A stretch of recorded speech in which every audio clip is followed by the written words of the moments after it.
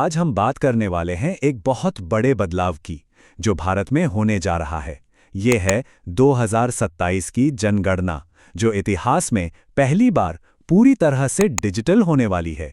चलिए समझते हैं कि दुनिया का सबसे बड़ा ये प्रशासनिक काम टेक्नोलॉजी के साथ कैसे कदम मिला रहा है। सबसे पहले जरा इसकी स्केल को समझिए। केंद्रीय मंत्रिमंडल ने इस विशाल प्रोजेक्ट के लिए 11,718 करोड़ रुपए से भी ज्यादा मंजूर किए हैं। ये रकम अपने आप में बताती है कि ये कितना बड़ा और कितना जरूरी काम है।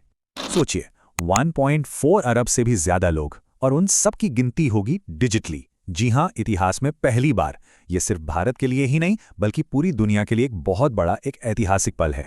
तो ये भारत की 16वीं राष्ट्रीय जनगणना होगी और आज़ादी के बाद से 8वीं। लेकिन ये बस एक और गिनती नहीं है। नहीं, ये एक नए दौर की शुरुआत है। एक ऐसा दौर जहां डेटा इकट्ठा करने का, उसे समझने का पूरा तरीका ही बदलने वाला है।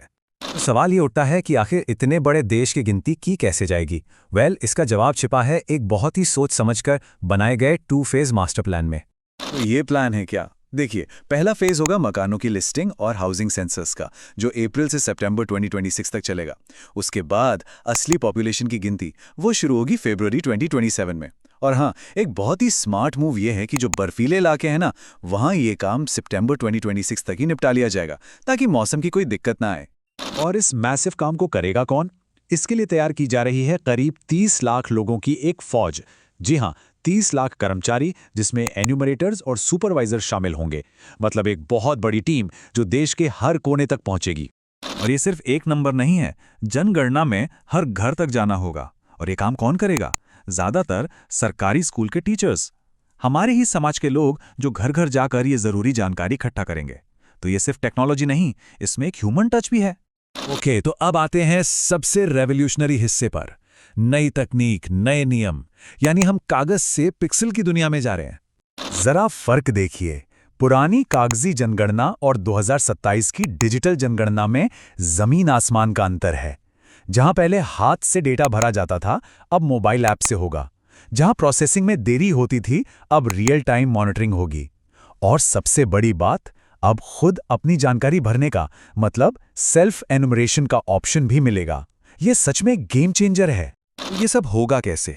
कुछ खास डिजिटल इनोवेशंस की मदद से। जैसे कि डेटा कलेक्शन के लिए एक मोबाइल ऐप होगा, एक सेंट्रलाइज्ड CMMS पोर्टल होगा, मतलब एक तरह का कमांड सेंटर।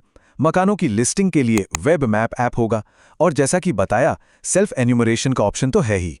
और इन सब के ऊपर एडवांस्ड डिजिटल सिक्योरिटी, ताकि सारा डेटा सेफ रहे। अच्छा, टेक्नोलॉजी से हटकर इस बार एक और बहुत बड़ा और कह सकते हैं संवेदनशील डेटा पॉइंट भी जोड़ा जा रहा है। सवाल यह है कि पहली बार इस डिजिटल जनगणना में ऐसी कौन सी नई जानकारी इकट्ठा की जा रही है? जवाब है जाति। जी हां, पॉपुलेशन एन्यूमरेशन के फेज के दौरान कास्ट डेटा को भी इलेक्ट्रॉनिक रूप से इकट्ठा किया जाएगा। ठीक है, तो ये सब तो हो रहा है, पर सवाल यह है कि ये इतना जरूरी क्यों है? इस डेटा ड्रिवन भविष्य का मतलब क्या है? इस डिजिटल जनगणना का फायदा क्या होगा? देखिए, सबसे पहले तो हमें मिलेगा बिल्कुल साफ मशीन रीडेबल डेटा, जिससे बेहतर पॉलिसीज बनेंगी। डेटा लोगों तक ज्यादा तेजी से और आसानी से पहुंचेगा। मंत्रालयों को सेंसस एज अ सर्विस के जरिए एक्शन लेने लायक इंसाइट्स मिलेंगी, और ये डेटा गांव और वार्ड लेवल तक अवेलेबल होगा। ये सेंसस एज अ सर्विस या CAAS क्या है? ये एक नया मॉडल है। मान लीजिए किसी मंत्रालय को किसी खास योजना के लिए कोई खास डेटा चाहिए, तो उन्हें पूरी जनगणना की मोटी मोटी फाइल्स नहीं दी जाएंगी। उन्हें सिर्फ वही काम का डेटा एक एक्शन लेने लायक फॉर्मेट में मिलेगा। इससे पॉलिसी मेकिंग और सर्विस डिलीवरी दोनों बेहतर होंगे। और हाँ, इसका एक आर्थिक पहलू भी है। इस पूरी प्रक्रिया से करीब 1.02 करोड़ मैन डेज का रोजगार पैदा होगा।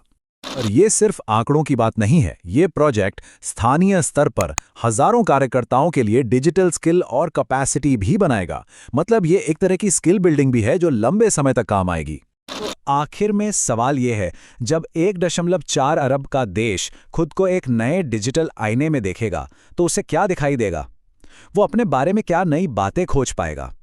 ये एक बड़ा सवाल है जिस पे सोचना बनता है।